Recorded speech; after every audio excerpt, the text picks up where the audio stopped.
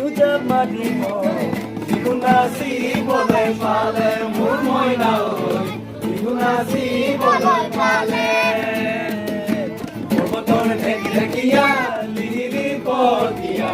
বতাহত যেনেকৈ হালে ফুলৰে চাপৰত তোৰে লাগি কঁকাল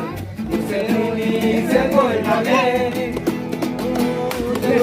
বাছনি দেখি শ্ৰীকৃষ্ণই বাঁহী বজাইছিলে চাগে মোৰ মইনা ঐ বাঁহী বজাইছিলে চাগে